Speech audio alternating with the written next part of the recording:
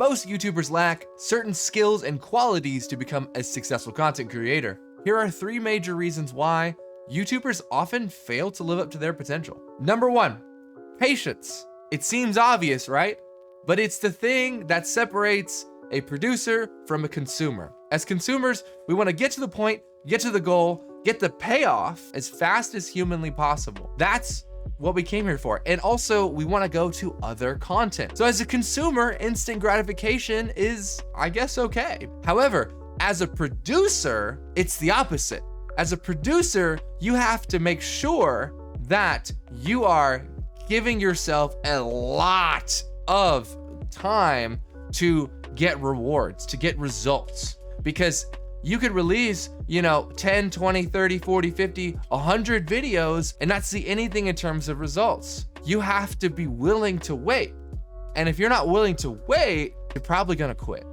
And most people quit within a year, when in reality, just after a year, some of those videos and those iterations are gonna start growing.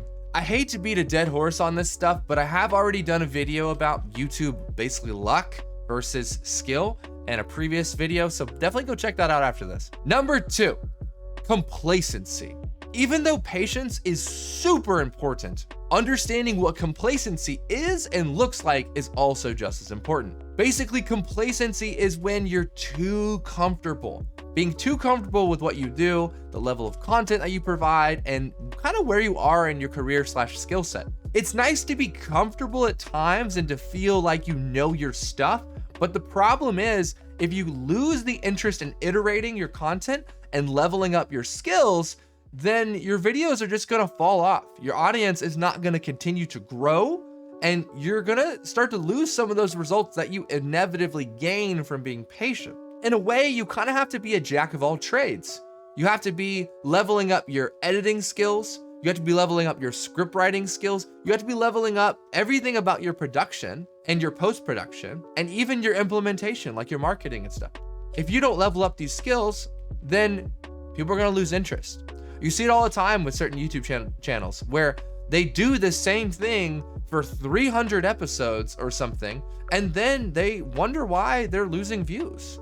It's because your audience, frankly, gets bored of you. I know, that sucks to hear. That really sucks to hear. That's a humbling thing to say as well. But you have to be willing to improve on everything that you're doing, time after time. Besides that, the standards for YouTube metas and stuff, and even your own content will change all the time. There's gonna be new techniques, new equipment. There's gonna be new ways of doing things. Thumbnails, video editing techniques, it's all gonna be different 5, 10 years from now. Maybe even sooner than that. The metas change all the time. And so you're gonna have to adapt or get out. Number 3, isolation.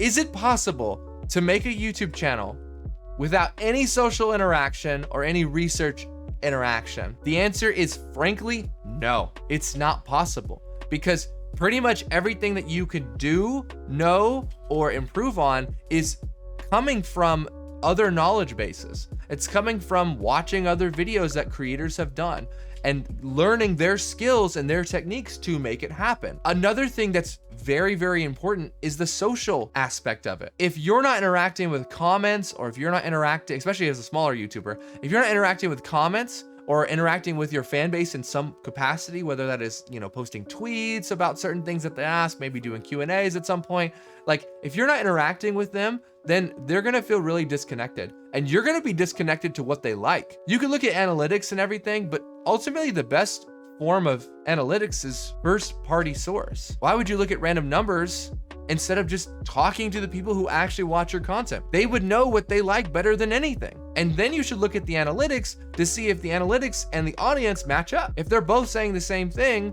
then it's brutally obvious which direction you should be taking. You can't make a YouTube channel alone. Don't let anybody tell you differently.